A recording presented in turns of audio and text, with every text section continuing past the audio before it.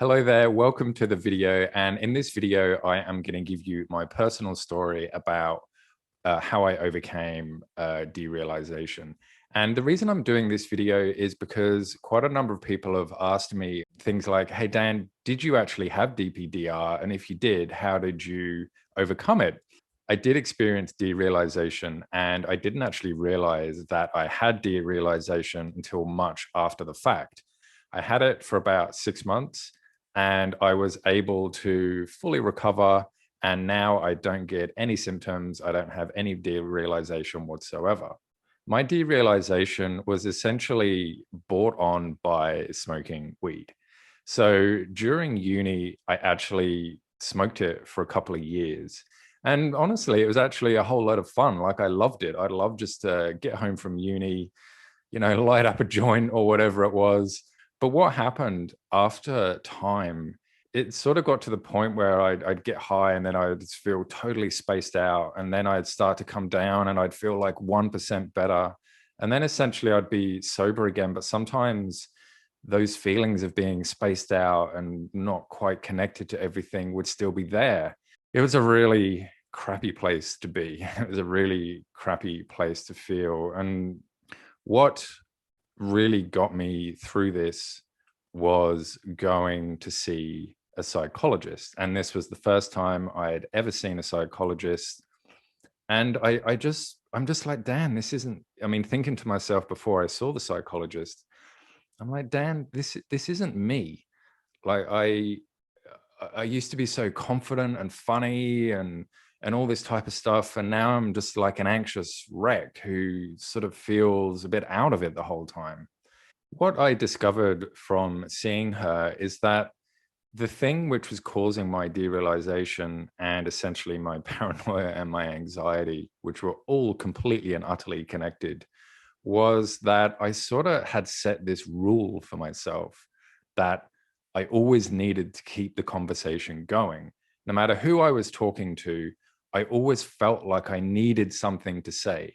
Even if I'd been hanging out with people for days and days on end and we'd talked about a bucket load of stuff, for some reason I thought that I should have more to say. Otherwise, I'm not an interesting person. She sort of just said something to me really sort of off the cuff, like, Dan, why do you feel that you need to have something more to say? And I explained all that stuff to her, what I just sort of told you. And she's like, well, Dan, I mean, if you've been hanging out with people for days on end, it's okay to run out of stuff to say. And I'm like, oh, is it? And I'm like, yeah, I mean, of course it's okay.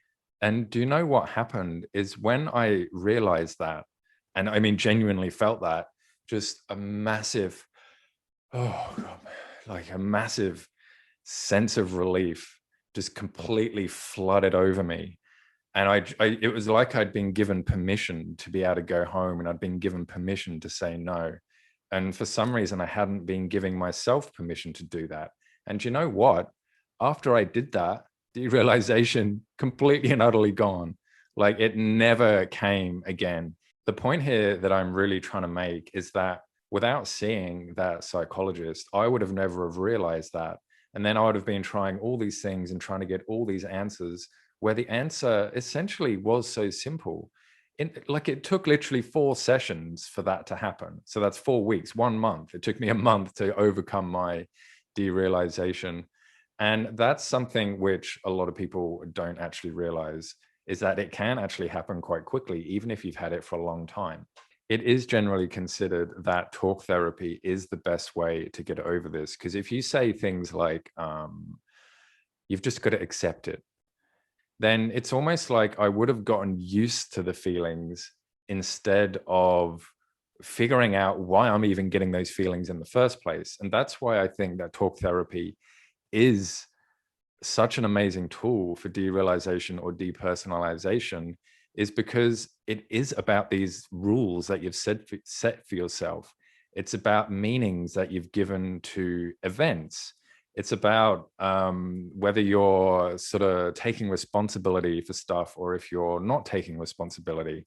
It's about what you're focusing on. So it takes like somebody who's had training in this type of stuff to question you and to challenge your beliefs and to challenge your rules and to challenge your meanings, and also to highlight them for you and say, well, I just noticed that you said this. I was just wondering what your opinion was on that.